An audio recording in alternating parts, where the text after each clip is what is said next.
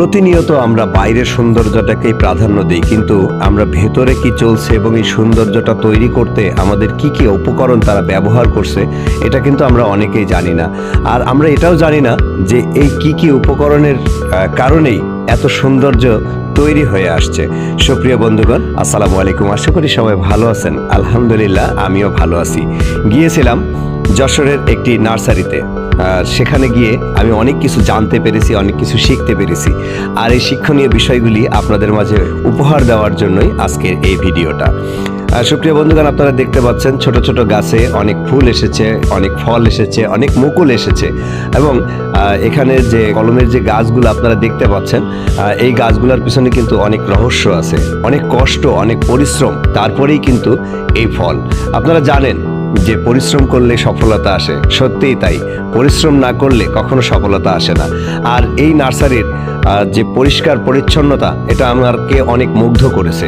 আরেকটি বিষয় বিশেষ করে এখানকার যে পলিপ্যাকগুলো আমার কাছে খুব বেশি ভালো লেগেছে, কারণ এই পলিপ্যাক আমি সাধারণত দেখতে পাই না। এত মোটা পলিপ্যাক তারা ব্যবহার করে এবং তাদের যে গাছ, আমি নিজেও এ পর্যন্ত প্রায় 7-8টা গাছ নিয়েছি এবং প্রত্যেকটা গাছেই আমাকে ফলন এসেছে, খুব ভালো ফলন।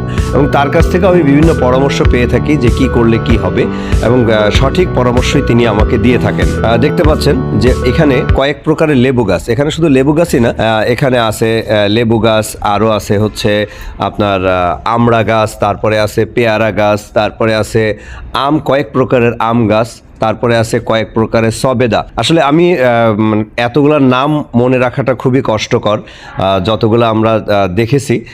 আপনারা যদি চান যে আপনারা আসবেন সশরীরে, এখান থেকে দেখবেন এবং এখান থেকে যদি আপনারা গাছ নিতে চান আপনারা তাও নিতে পারবেন।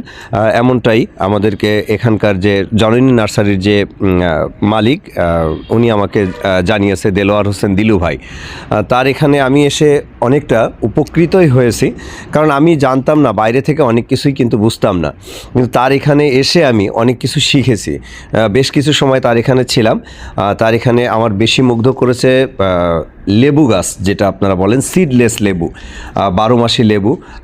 প্রতিনিয়ত লেবু হতেই থাকে এখানে। শুধু যে লেবু তা না, প্রত্যেকটা ফলই এখানে 12 মাসের ফল আছে। দেলোয়ার ভাইয়ের কাছ থেকে আমরা অনেক কিছু শুনবো। সুপ্রিয় বন্ধুগণ, আসসালামু আলাইকুম। আশা করি সবাই ভালো আছেন। আলহামদুলিল্লাহ, আমিও ভালো আছি। আজ এসেছিলাম জননী নার্সারির দিলু ভাইয়ের কাছে। আর সবচেয়ে বড় বিষয় হচ্ছে প্রত্যেকটা গাছ দেখলাম, কিন্তু আমার মনে ধরে গেছে কয়েকটা, আপনাদেরকে ভিডিওতে দেখাবো। আর বিশেষ করে যে গাছের সামনে দাঁড়িয়ে আছি, দেখেন আমার থেকেও কিন্তু গাছ বড় হয়ে গেছে, যে গাছে প্রচুর পরিমাণে মুকুল। আর এমন